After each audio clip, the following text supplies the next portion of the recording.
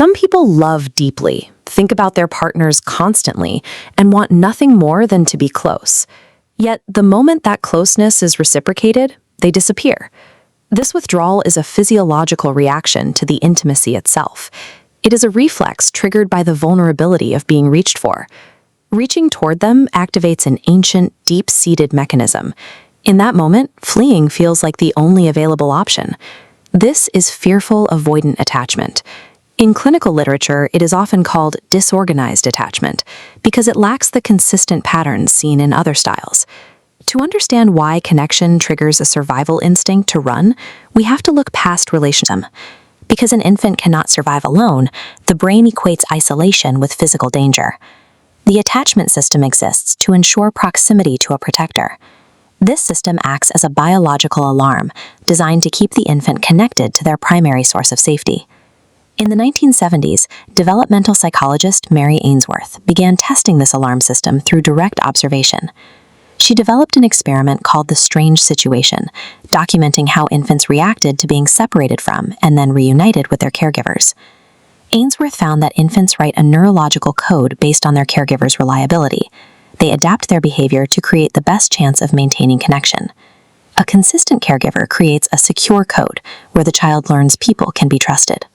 An inconsistent caregiver creates an anxious code where the child stays on high alert to ensure connection doesn't disappear. If a caregiver is dismissive, the child develops an avoidant code.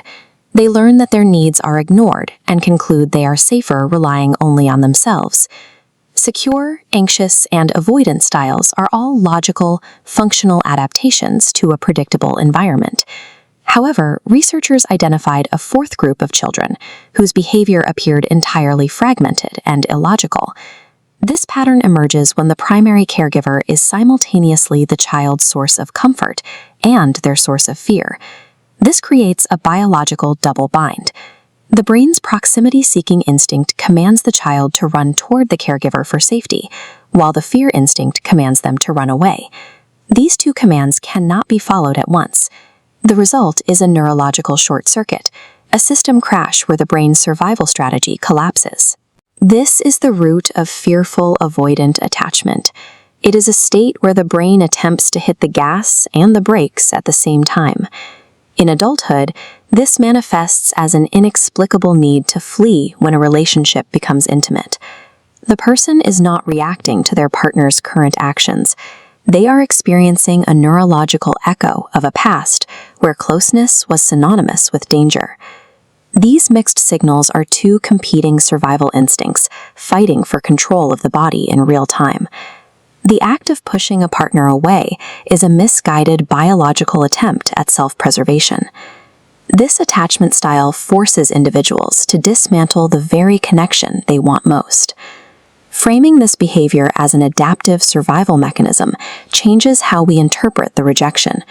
It provides a biological context for what previously seemed like a character flaw. Understanding the biological double bind changes our view of the behavior, replacing confusion with empathy.